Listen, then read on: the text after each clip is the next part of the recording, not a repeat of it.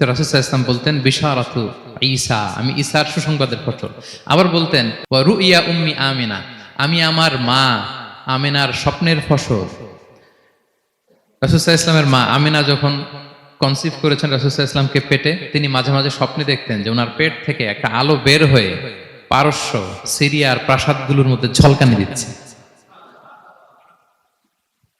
নূর আদাআত মিনহু কুসুর আশ-শাম, শাম দেশের প্রাসাদগুলোকে আলোর ঝলকানি দিচ্ছে। এটা হচ্ছে একটা আলামত যে বিষ্ণু ঈসা ইসলামের শিক্ষা, ওনার ডমিনেশন গোটা বিশ্বব্যাপী ছড়িয়ে যাবে। সুবহানাল্লাহি বিহামদিহি। তাহলে আমরা হিস্ট্রিটাকে কানেক্ট করে নিলাম। বিষ্ণু বলতেন আমি আমার পিতা ইব্রাহিমের দোয়ার ফসল, ঈসা আলাইহিস সালামের সুসংবাদের ফসল, আমার মা আমিনার স্বপ্নের ফসল। এবার সামনের দিকে যাই, কি কি স্বতন্ত্র বৈশিষ্ট্য দিয়ে আল্লাহ তাআলা বিষ্ণু ঈসা ইসলামকে পৃথিবীতে পাঠিয়েছেন। প্রিয় ভাইরা, কোরআনে অনেক নবীর কথা আল্লাহ তাআলা বলেছেন এবং বিভিন্ন সময়ে বিভিন্ন নবীদেরকে আল্লাহ তাআলা নাম ধরে ডাক দিয়েছেন। কি ধরে? যেমন আদম আলাইহিস সালামকে আল্লাহ নাম ধরে ডাক দিয়েছেন, ইয়া আদম, এই আদম, ইয়া আদম উসকুন আনতা ওয়া যাওজুকাল জান্নাহ, হে আদম তুমি আর তোমার বউ জান্নাতে থাকো, হে আদম, এই আদম, ডাক দিয়েছেন না? কথা বুঝতেছেন? আচ্ছা। মূসা আলাইহিস সালামকে আল্লাহ নাম ধরে ডেকেছেন, ওমা তিলকা বিয়ামিনিকা ইয়া মূসা, এই মূসা হাতে কি? নাম ধরে ডেকেছেন। ইব্রাহিম আলাইহিস সালামকে আল্লাহ নাম ধরে ডেকেছেন, ওয়ানাদাইনাহু আইয়া ইব্রাহিম, হে ইব্রাহিম বলে আমি তোমাকে ডাকলাম। বিষ্ণু ঈসা ইসলামকে আল্লাহ তাআলা এত মর্যাদা দিয়েছেন, কোরআনের কোথাও অন্য নবীদের মতো আল্লাহ তাআলা বিষ্ণু নবীর নাম ধরে ডাকেন নাই। যখনই ডেকেছেন বলেছেন ইয়া আইয়ুহান নবী, হে সম্মানিত নবী। যখনই অ্যাড্রেস করেছেন বলেছেন ইয়া আইয়ুহার রাসূল, হে সম্মানিত রাসূল। সুবহানাল্লাহ বলেন। 4 জায়গায় বিষ্ণু ঈসা ইসলামের নাম এসেছে কোরআনে মুহাম্মদ নামে, আর এক জায়গায় আহমদ। এই 4 জায়গায় মুহাম্মদ যে উল্লেখিত হয়েছে, একটি জায়গায়ও নাম ধরে ডাকেন নাই, বরং ওনার রিসালাত, ওনার নবুয়তের বর্ণনা দিয়েছেন। যেমন মুহাম্মাদুর রাসূলুল্লাহ সাল্লাল্লাহু আলাইহি ওয়াসাল্লাম, মুহাম্মদ হচ্ছেন আল্লাহর রাসূল, এটা একটা কোরআনের আয়াত। এখানে নাম ধরে ডাকছে? মুহাম্মদ হচ্ছেন আল্লাহর রাসূল, এখানে কি নাম ধরে ডাকা হয়েছে? না।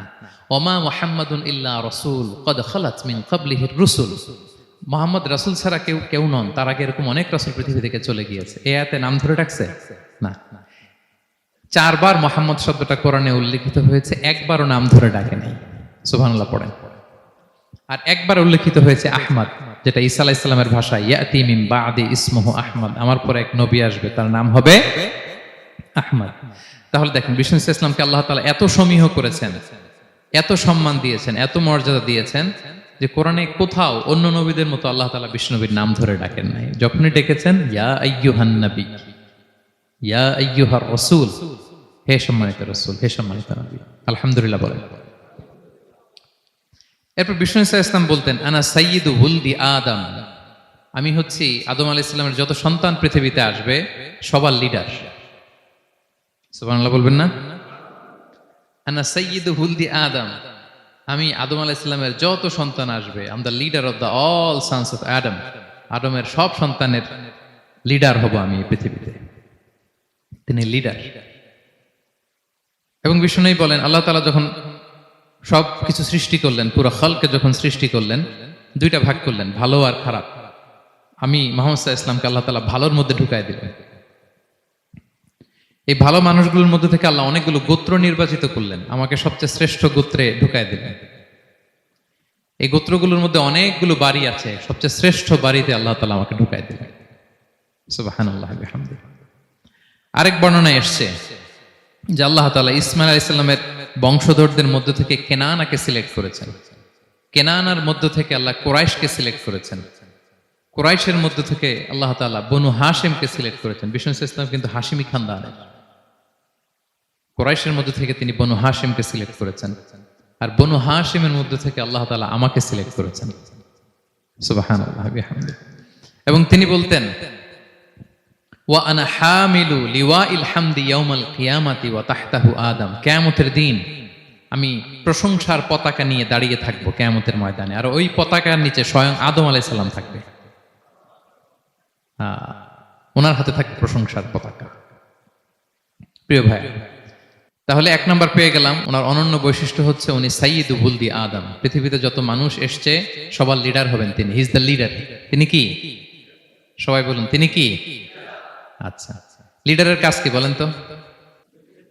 অনেক লিডার আছে আমাদের সামনে, ভবিষ্যৎ লিডার। মাশাআল্লাহ, তাবারাকাল্লাহ। Leader is someone who knows the way, shows the way and goes the way. নেতা হচ্ছে সে জানে কোন রাস্তায় সে চলবে এবং সে অন্যকে রাস্তা দেখাতে পারে এবং সবাইকে নিয়ে ওই রাস্তায় চলে। He is the leader. আচ্ছা, লিডার যদি কথা বলতে না পারে, এটা লিডার? এ নেতা? এটা কি? সে লিডার হতে পারবে না। নেতাকে বক্তব্য করতে জানতে হয়, স্পষ্ট ভাষায় কথা বলতে জানতে হয়, ঠিক কিনা বলেন? আমরা যদি দেখি যে রাসূল সাল্লাল্লাহু আলাইহি ওয়াসাল্লামের এই কোয়ালিটি ছিল কিনা, বক্তব্য দেওয়ার পারঙ্গমতা ছিল কিনা ওনার। রাসূল সাল্লাল্লাহু আলাইহি ওয়াসাল্লাম বলতেন, উতিতু জাওয়ামিউল কালিম। আল্লাহ তাআলা আমাকে জাওয়ামিউল কালিম দিয়েছে। জাওয়ামিউল কালিম মানে কি? তিনি বলতেন কম, এটার অর্থ বেশি। কথা বলতেন 1-2 শব্দের, কিন্তু এটার যে দোতনা, এটার যে আবেদন, এটা মানুষের হৃদয়ে অনেক বড়, অনেক বেশি। সুবহানাল্লাহ। সে 1500 বছর আগে বলে গিয়েছেন, আজও আমরা শুনে অবাক হই, ঠিক কিনা বলেন? উতিতু জাওয়ামিউল কালিম, এটা বিষ্ণু সাল্লাল্লাহু আলাইহি ওয়াসাল্লামের একটা ইউনিকনেস। আর কাউকে আল্লাহ এটা দেননি। অল্প বলতেন, মানুষের হৃদয়ে টাচ করে ফেলতেন। সুবহানাল্লাহ। তিনি ছিলেন সর্বমর্ম বাচনভঙ্গির অধিকারী। যা বলতেন concise in wording but comprehensive in meaning. শব্দে এটা ছোট, কম, কিন্তু ভেরি কম্প্রিহেন্সিভ। বোঝায়, ব্যাখ্যা, এক্সপ্লেনেশন এটার অনেক বেশি। Very precise and clear. যা বলতেন প্রিসাইজ এন্ড ক্লিয়ার। কতটা প্রিসাইজ এন্ড ক্লিয়ার? আম্মাজান আয়েশা বলেন, ওনার স্ত্রী কি বলেন আমাদের আম্মাজান শোনেন। তিনি বলতেন, লাউ আদ্দাহু লাআদ্দু লা আহসাহু। বিষ্ণু সাল্লাল্লাহু আলাইহি ওয়াসাল্লাম এত প্রিসাইজ এন্ড ক্লিয়ার বক্তব্য দিতেন, কেউ যদি গুনতে চাইতো, দেখি কয়টা বাক্য বলছে, গোনা যেত। কেউ যদি গুনতে চাইতেন এখানে কয়টা শব্দ ছিল, তাও গোনা যেত। ওনার বক্তব্যে কয়টা বাক্য, কয়টা শব্দ, এটা গোনা যেত। কারণ ছোট বক্তব্য দিতেন। আমরা তো লম্বা চড়া বক্তব্য না দিলে হয় না। অল্পতে শেষ করলে বলে, হুজুর কি বললেন, ওয়াজ তো করলেন না। অল্পতে শেষ করলে বলে, মন ভরে নাই, আরেকটু বলেন। হ্যাঁ, বিষ্ণু সাল্লাল্লাহু আলাইহি ওয়াসাল্লাম বলেন, কিয়ামতের আলামত হচ্ছে খুতবাবুকুম তাওয়িলা ওয়া সালাওয়াতুকুম কাসীরা। কিয়ামতের আগে তোমাদের বক্তব্য লম্বা হয়ে যাবে, নামাজ খাটো হয়ে যাবে। হ্যাঁ, নামাজ খাটো, বক্তব্য লম্বা না। বক্তব্য হইতে হবে ভেরি প্রিসাইজ এন্ড ক্লিয়ার। তাহলে আম্মাজান আয়েশা বলেন, এত সুন্দর প্রিসাইজ এন্ড ক্লিয়ার বক্তব্য দিতেন, গুনতে চাইলে গুনা যেত। কি কি বলেছেন? সুবহানাল্লাহ বলি সবাই।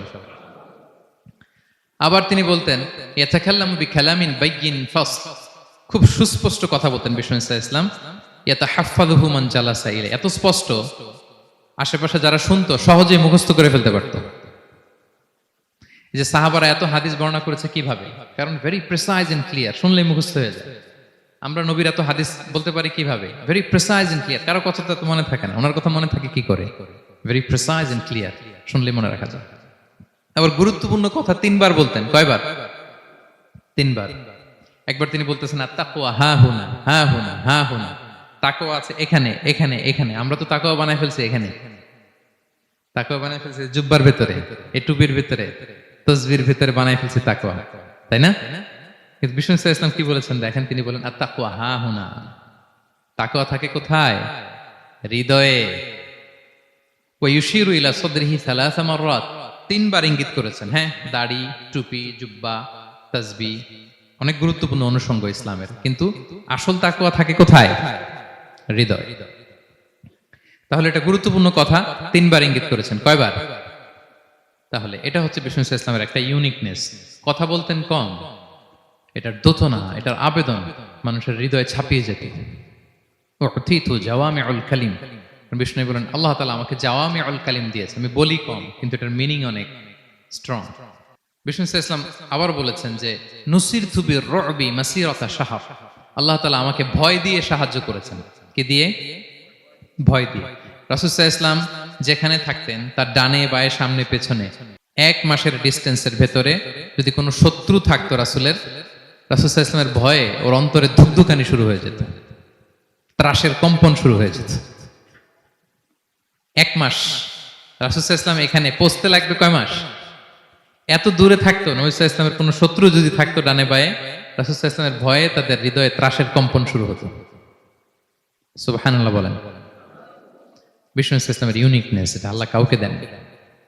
ওনার আরেকটা ইউনিকনেস হচ্ছে উনি খাতামুন নবিয়্যিন, সর্বশেষ নবী। আওয়াজ করে বলুন, বিশ্ব নবীর পরে আর কোন নবী আসবে? মা কানা মুহাম্মাদুন আবা আহাদিম মির রিজালিকুম ওয়ালাকিন রাসূলুল্লাহি ওয়া খাতামান নবিয়্যিন, ইজ দ্য লাস্ট মেসেঞ্জার। ওনাকে ছাড়া নবুয়তি পূর্ণতা পায় না। সব নবীকে দিয়ে যদি ধরেন প্রত্যেকটা নবীকে আমরা একটা মুক্তোর দানার সাথে তুলনা করি, মুক্তোর দানা, এটা দিয়ে একটা মালা বানানো হবে, সেক্ষেত্রে বিষ্ণু ঈসা ইসলাম হচ্ছেন সর্বশেষ মুক্তোর দানা, যেটা না লাগালে মালাটাই হয় না। প্রত্যেক নবী যদি একটা মুক্তোর দানা হয়, এটা দিয়ে যদি একটা মালা গাঁথি আমরা, সর্বশেষ মুক্তোর দানাটা হচ্ছে বিষ্ণু ঈসা ইসলাম। এটা ছাড়া মালা পূর্ণতা পায় না। ওনার মাধ্যমে the door of prophecy is closed. আর কোন নবী আসবেন না। তিনি বলতেন লা নাবিয়্যা বা'দি ওয়ালা রাসূল, আমার পরে কোনো নবীও নাই, কোনো রাসূলও নাই। তবে লাউ কানা বা'দি নাবিয়্যুন লাকানা উমর, আমার পরে নবী হওয়ার যোগ্যতা যদি কারো থাকে, আমার উমরের সেই যোগ্যতা আছে। এখন যদি কেউ দাবি করে আমি নবী, কি করবেন? সহিহ মুসলিমের বর্ণনায় খুব চমৎকার একটা উপমা বিষ্ণু ঈসা ইসলাম দিয়েছেন। সেটা বলেছেন, আমার আর আমার আগের নবীদের দৃষ্টান্ত হচ্ছে এরকম একটা প্রাসাদের ন্যায়। খুব চমৎকার একটা লোক একটা প্রাসাদ বানিয়েছে, এত চমৎকার, চোখ ধাঁধানো, আই ক্যাচিং। যেই এই প্রাসাদটা দেখে সবাই অবাক হয়, এত সুন্দর প্রাসাদ। এই প্রাসাদে খুঁত ধরার মতো কিছু নাই একটা জায়গা ছাড়া, সেটা হচ্ছে প্রাসাদের কোনো একটা দেয়ালে গাঁথুনিতে একটা ইট দেয়া হয় না, সামহাউ মিসিং, একটা ইটের টুকরা মিসিং। ফলে বাইরে থেকে ঠান্ডা বাতাস ঢুকে একটু অসুন্দর লাগে। তো সবাই প্রাসাদটা ভিজিট করে বলে এত সুন্দর প্রাসাদ, কোনো ভুল হয় না, শুধু একটা জায়গায় ছাড়া, এই একটা ইট পড়ে না এখানে। এটা দিলে পুরো প্রাসাদটা পূর্ণ হয়ে যেত।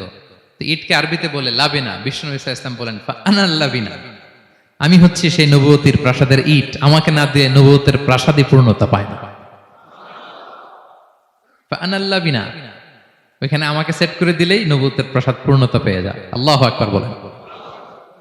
তিনি সবার জন্য নবী হয়ে এসেছেন, সবার জন্য। অন্য কোন নবীর ক্ষেত্রে এটা প্রযোজ্য না। আদম আলাইহিস সালাম সবার জন্য নবী হয়ে আসছেন, সবাই বলুন।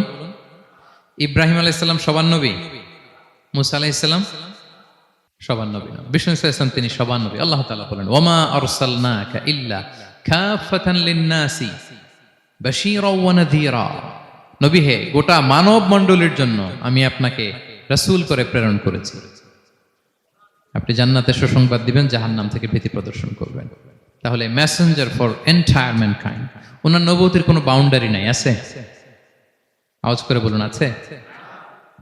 বনি ইসরায়েলের অনেক নবীর এমন ছিল, এদিকে এক নবী, উনি আবার অন্য জায়গায় দাওয়াত দিতে পারবেন, উনি এখানেই দিবে। আবার পাশের আরেক লোকেশনে আল্লাহ আরেক নবী পাঠাইছেন, ওনার কাজ ওইখানে।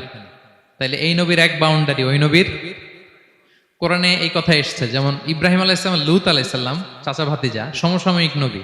ইব্রাহিম ইসলামের একটা জায়গা ছিল দাওয়াত দেওয়ার, আর পাশে জর্ডানে লূত আলাইহিসসালামের একটা দাওয়াতি এরিয়া ছিল। তার মানে এক একজনের লোকেশন বা বাউন্ডারি আলাদা। বিষ্ণু ঈসা ইসলামের তো এরকম বাউন্ডারি আছে না? আছে? আছে না? ফর দ্য এন্টায়ার গ্লোব, সবার জন্য। তিনি সাদা মানুষেরও নবী, কালো মানুষেরও নবী, তিনি আরবদেরও নবী, অনারবদেরও নবী, নারীর জন্য নবী, পুরুষের জন্য নবী, শিশুর জন্য, বৃদ্ধের জন্য, বিকলাঙ্গের জন্য, সবার জন্য তাকে রাসূল করে প্রেরণ করেছে কে? তাহলে সবার জন্য তিনি নবী, মানুষের জন্য, for the mankind, for the জিনকাইন্ড, for the animal kind, সবার জন্য তিনি রাসূল হয়ে পৃথিবীতে প্রেরিত হয়েছেন। আল্লাহ তাআলা অন্য আয়াতে বলেন ওয়ামা আরসালনাকা ইল্লা রাহমাতাল লিল আলামিন, I have sent you as a mercy for the entire universe. নবী, গোটা বিশ্বের সবার জন্য আপনাকে আমি রহমত করে প্রেরণ করেছি, সবার জন্য, মাছের জন্য, গাছের জন্য, পাহাড়ের জন্য। তিনি শুধু আমাদেরই নবী নন, সবার নবী তিনি। এমনকি পশু পাখি বিষ্ণু ঈসা ইসলামকে দেখে চিনতে পারত।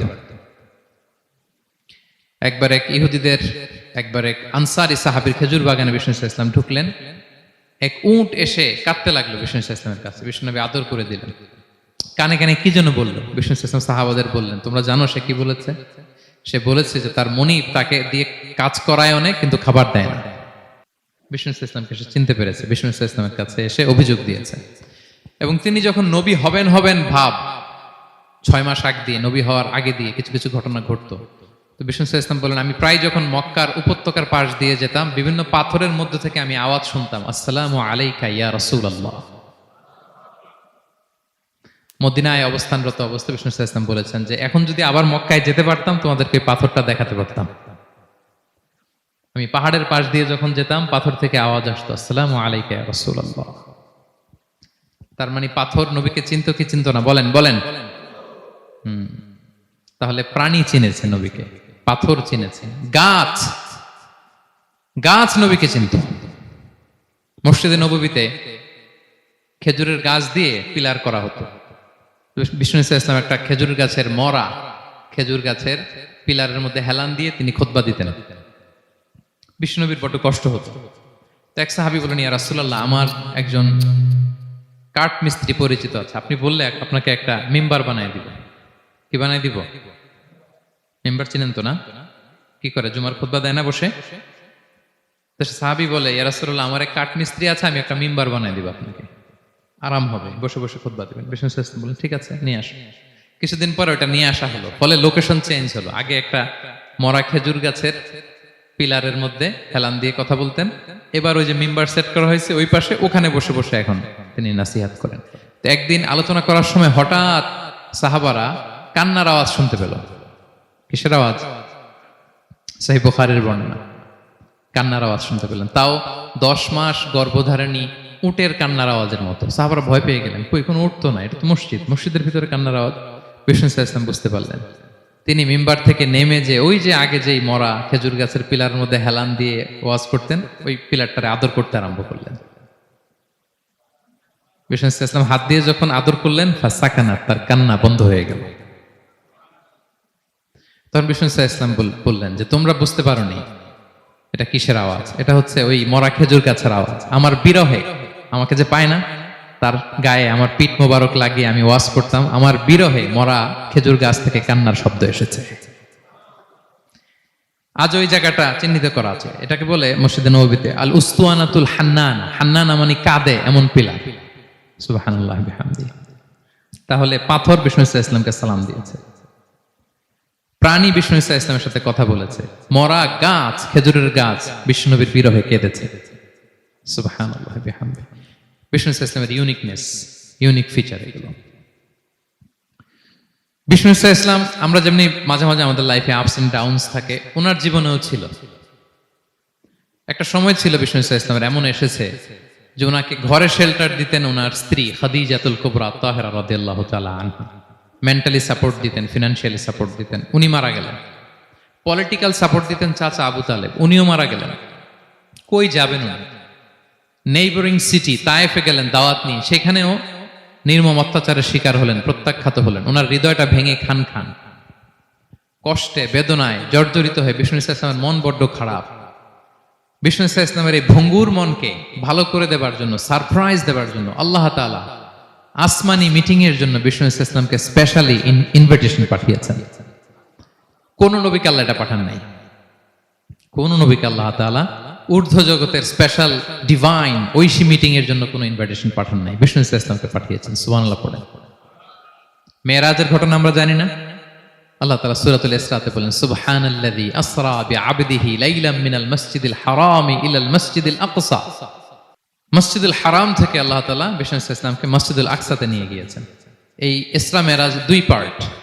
প্রথমে এটা শুরু হয়েছে মক্কা থেকে, মসজিদুল হারাম থেকে মসজিদুল আকসা পর্যন্ত। মসজিদুল আকসায় উনি একটা স্টেশন দিয়েছেন, তারপর ওখান থেকে ঊর্ধ্ব জগতের কাহিনী শুরু হয়েছে।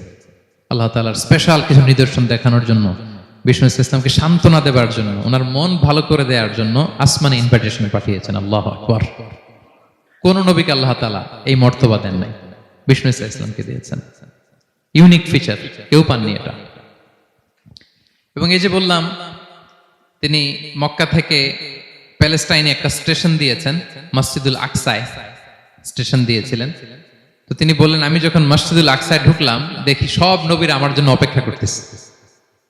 সকল নবীর, আমার আগে যত নবীরা এসেছিল সব নবীর অপেক্ষা করতেছে। ফাহানাতিস সালাহ, নামাজের ওয়াক্ত হলো। ফাআমামতুহুম, এই সব নবীদেরকে নিয়ে আমি নামাজের ইমামতি করেছি। সব নবীদেরকে নিয়ে বিষ্ণু ইসলাম মসজিদুল আকসা ইমামতি করেছেন। এই সুযোগ আর অন্য কোন নবী পেয়েছে কি? আওয়াজ করে বলেন পেয়েছে। ইউনিক ফিচার বিষ্ণু ইসলামের। মেরাজে গিয়েছেন, ইউনিক ফিচার। সবাইকে নিয়ে ইমামতি করেছেন, ইউনিক ফিচার। বিষ্ণু ইসলামের আরেকটা ইউনিক ফিচার হচ্ছে উনি ঘুমালে ওনার অজু ভাঙতো না। অজু অবস্থায় ঘুমাইলে আবার যদি নামাজ পড়তে চাই পড়া যাবে, কি করতে হবে? অজু করতে হবে। কিন্তু বিষ্ণু ইসলাম ঘুমালে অজু ভাঙতো না। বিষ্ণু ইসলাম বলতেন ইন্না আইনাইয়া তানামান ওয়ালা ইয়ানামু কলবি, আমার চোখ ঘুমায় কিন্তু আমার অন্তর ঘুমায় না। সর্বাবস্থায়, জাগ্রত অবস্থায়, ঘুমন্ত অবস্থায় বিষ্ণু ইসলামের হৃদয় আল্লাহর জিকিরে ব্যস্ত থাকতো।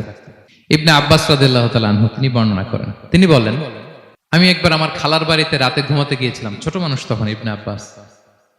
রাসূল সাল্লাল্লাহু আলাইহি ওয়াসাল্লাম ওনার খালু, আবার রাসূল সাল্লাল্লাহু আলাইহি ওয়াসাল্লাম কাজিন, চাচাতো ভাই, অনেক সম্পর্ক, বয়সে ছোট। বললেন যে রাতে আমার খালা মাইমুনা, রাসূল সাল্লাল্লাহু আলাইহি ওয়াসাল্লামের একজন স্ত্রী, আমাদের আম্মাজান মাইমুনা বিনতুল হারিসের বাড়িতে আমি ঘুমাতে গেলাম। তো আমি ফলো করতাম নবী কি করতেন। তো দেখলাম মাঝরাতে তিনি উঠলেন, উঠে তাহাজ্জুদের নামাজ পড়লেন। কি বললেন? তাহাজ্জুদ পড়লেন। পরে বিষ্ণু ইসলাম একটু ঘুমালেন। এমন ঘুম হাত্তা সামি'তু গতীতাহ, ঘুমালে গভীর ঘুমের কারণে শ্বাস প্রশ্বাসের একটা মৃদু শব্দ হয় না বাতাসের। দেখেন কত চমৎকার পর্যবেক্ষণ করতেন তিনি। ইবনে আব্বাস বলেন হাত্তা সামি'তু গতীতা সাউতি, তার ঘুমের কারণে শ্বাস প্রশ্বাসের যে আওয়াজ, শ্বাস আসতেছে বের হচ্ছে, এটাও আমি কানে শুনতে পেলাম। মানে ভারী ঘুম।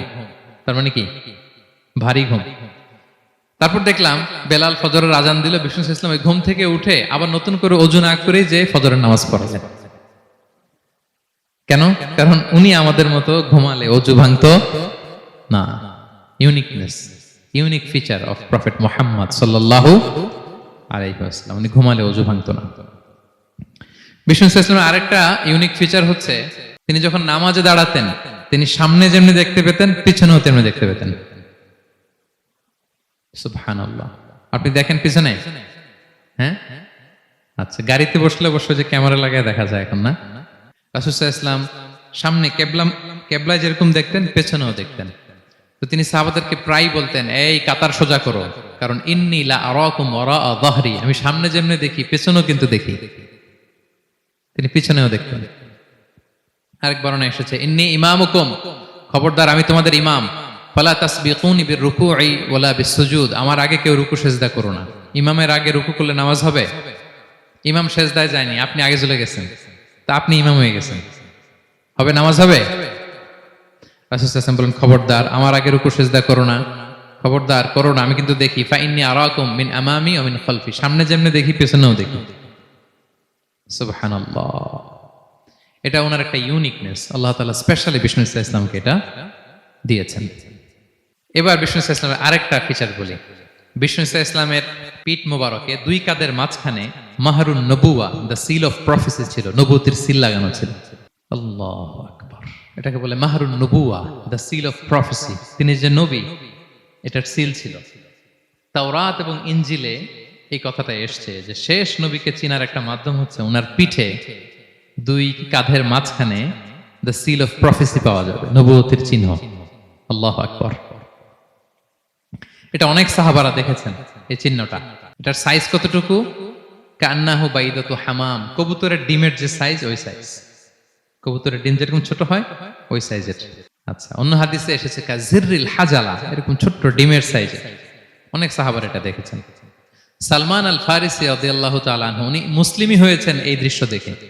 সালমান আল ফারিসি রাদিয়াল্লাহু আনহু উনি আরব মানুষ ছিলেন না, নন আরব ছিলেন, পার্সিয়ান, ফার্সিতে কথা বলতেন, মানে ইরান থেকে এসেছিলেন। ইরান। উনি প্রথমে অগ্নি উপাসক ছিলেন। কি ছিলেন? অর্থাৎ ওই যে জরাথুস্ত যারা আগুন দেখলে এরা পূজা করে, আগুনের পূজা যারা করে, জরস্ট্রেনিয়ান, এই ধর্মে বিশ্বাসী ছিলেন। আগুনের পূজা করতেন ইরানে। তিনিও আগুনের পূজা করে, তার বাবাও আগুনের পূজা করে। তো একদিন বাবা একটা কাজে পাঠিয়েছে, ওই কাজ করতে যেয়ে সে খ্রিস্টানদের গির্জা ক্রস করতেছিল। ছোট মানুষ গির্জা ক্রস করতে যেয়ে দেখে খ্রিস্টানরা কেমন যেন আলাদা ইবাদত করে, নামাজ পড়ে। এটা দেখে খুব ভালো লাগছে, তার খুব ভালো লাগছে। বাড়িতে এসে বাবারে বলে, বাবা আমি দেখলাম যে খ্রিস্টানরা তাদের চার্চে গির্জায় নামাজ পড়ে, এটা তো অনেক সুন্দর, আমরা যে আগুনের সামনে যা করি এটার চেয়ে ওইটা সুন্দর। বাবা বলে খাইছে, ছেলে তো আমার শেষ হয়ে যাবে। তো বলতেছে না না বাবা, আমরা যে আগুনের উপাসনা করি এটাই ভালো। উনি বলেন না, আমি অনেক চিন্তা করেছি, ওরা যেভাবে গডের কাছে চায় ওইটা শ্রেষ্ঠ। বাবার সাথে ছেলের, সালমানের অনেক তর্ক বিতর্ক। পরে বাবা ভাবলেন যদি ওকে না আটকাই তাইলে প্রভাবিত হয়ে সে খ্রিস্টান হয়ে যেতে পারে। তো ঝগড়া তর্ক বিতর্ক শেষে তার পিতা তাকে শেকলবন্দি করলো। কি করলো? পায়ে শেকল লাগায় রাখছে। কিন্তু ছেলে তো মনে মনে খ্রিস্ট ধর্মের প্রতি আকৃষ্ট হয়ে গেছে। তো ওই খ্রিস্টানরা তার সাথে লুকিয়ে যোগাযোগ করত। সালমান ওই খ্রিস্টানদেরকে বলল যে তোমাদের খ্রিস্টান ধর্মের উৎপত্তি কোথায়? বলে সিরিয়াতে। বলতেছে এখান থেকে কোনো কাফেলা সিরিয়া যাবে নাকি? বলতেছে হ্যাঁ, মিশনারি ওয়ার্কে একটা কাফেলা আসছে, যাবে। বলতেছে যেদিন যাবে আমাকে বলবে। তো যেদিন যাবে তাকে এসে বলা হয়েছে তার বাবা নাই, সে শিকল ভেঙে শিকল সহ ওই কাফেলার সাথে যে জড়িত হয়েছে। দেখেন বিশ্বাস, আদর্শ মানুষকে কিভাবে উজ্জীবিত করে। উনি চলে গেলেন সিরিয়াতে। সিরিয়াতে যে এক পাদ্রির হাতে বায়াত হলেন, কিন্তু এই পাদ্রিটা ছিল গন্ড। সে খ্রিস্টানদের দান সৎকা নিয়ে গরিবদের না দিয়ে নিজেই খেয়ে ফেলতো। তো বেচারা পড়লো বিপদে যে হায় রে, এত সুন্দর ধর্মরে কারাপ্টেড করতেছে সে। পরে এই পাদ্রি যখন মারা গেল, সালমান সে আরেক পাদ্রির কাছে গেল। আরেক পাদ্রির কাছে গেল, ওই পাদ্রি আবার অনেক ভালো, খুবই ইবাদত করে। তো ওই পাদ্রি কিছুদিন থাকার পরে ওই পাদ্রিও মারা গেল। ওই মারা যাওয়ার আগে সে জিজ্ঞেস করতেছিল যে পাদ্রি, এই বর্তমান পৃথিবীতে সবচেয়ে ভালো খ্রিস্টান পাদ্রি কে? বলতেছে আর কেউ নাই। যদি ভালো খ্রিস্টান পাদ্রি তোমাকে পেতে হয়, জানতে হয়, তোমাকে ইরাকের মোসেল শহরে যেতে হবে। এবার মোসেলে যে সে আরেক খ্রিস্টান পাদ্রির কাছে থাকলো। কিছুদিন পরে ওই পাদ্রিও মারা গেল। তো মৃত্যুর আগে তাকে জিজ্ঞেস করছিল যে পাদ্রি আপনি বলেন তো আপনার পরে শ্রেষ্ঠ পাদ্রি কে আছে পৃথিবীতে? সে বলতেছে আমার পরে শ্রেষ্ঠ কোনো পাদ্রি আর পৃথিবীতে নাই, খ্রিস্টান ধর্ম শেষ হয়ে গিয়েছে, নাই। তবে জেনে রেখো, শেষ জামানার নবী আসার সময় ঘনিয়ে এসছে। তিনি যে এলাকায় আসবে, এলাকাটা চারদিকে পাহাড় বেষ্টিত থাকবে, চারদিকে থাকবে পাহাড়, খেজুরের বাগান, মরুদ্যান। তাকে চেনার আলামত আছে। কি আছে? আলামত আছে। এক নম্বর আলামত হচ্ছে ওই শেষ নবীকে দানের খাবার দিলে তিনি খায় না, কিন্তু উপহার দিলে সে নেয়, খায়। আর তার পিঠে দুই কাঁধের মাঝখানে একটা নবুয়তির মোহর আছে। সুবহানাল্লাহ। যদি পারো তার কাছে যে বায়াত হো। সালমান আল ফারিসি পাগল হয়ে গেছে ওনার সন্ধান পাওয়ার জন্য, কিভাবে যাবে কিভাবে যাবে। তো উনি কিছু ছাগল পালতেন। একটা কাফেলা তিনি পেলেন, যে কাফেলা আরব কাফেলা, বনু কালবের কাফেলা আরব দেশে যাচ্ছে। তাদের সাথে তিনি চুক্তি করলেন যে আমার যত ছাগল আছে এই ছাগলগুলো তোমাদের দিয়ে দিব, তোমরা কি ওই এলাকায় আমাকে পৌঁছে দিবা? তারা বললেন হ্যাঁ পৌঁছে দিব। সব ছাগল দিয়ে দিলেন, রওনা হইলেন ওই এলাকায়। মাঝপথে তারা তার সাথে জুলুম করলো, অন্যায় আচরণ করলো। তাকে দাস হিসেবে বিক্রি করে দিল ইহুদিদের কাছে। ওয়াদি আল কোরা নামে একটা জায়গা আছে, ওখানকার এক ইহুদির কাছে বিক্রি করে দিল।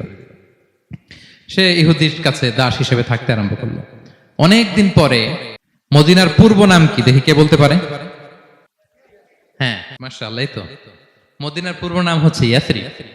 তো ইয়াসরিবের এক ইহুদি, বনু কুরাইজার ইহুদি, সে আসছে ওয়াদি আল কোরাতে তার কাজিনের কাছে। এসে দেখে নতুন এক দাস পাইছে, বলছে আমি কিনবো, তুমি কিনতে চাও? তার কাছে বিক্রি করে দিল।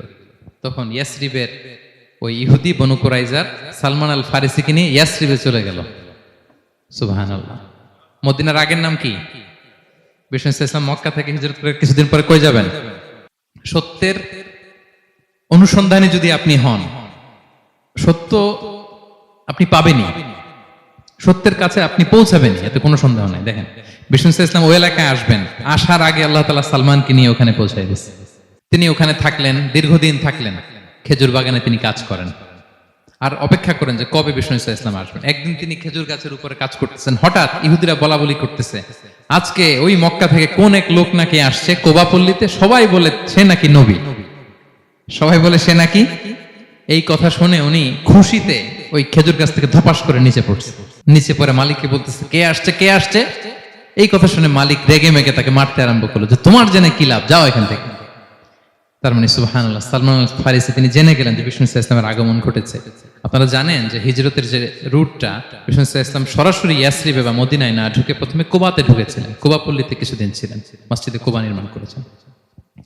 তো তিনি তো সত্যের সন্ধানী হয়ে পাগল, আল্লাহর কাছে সবসময় দোয়া করতেন, আল্লাহ সেই আখির জামানার নবীর সন্ধান যেন আমি পাই। সালমান আল ফারিসি রাদিয়াল্লাহু তাআলা আনহু, ওই যে তার পাদ্রীর শিখিয়ে দেয়া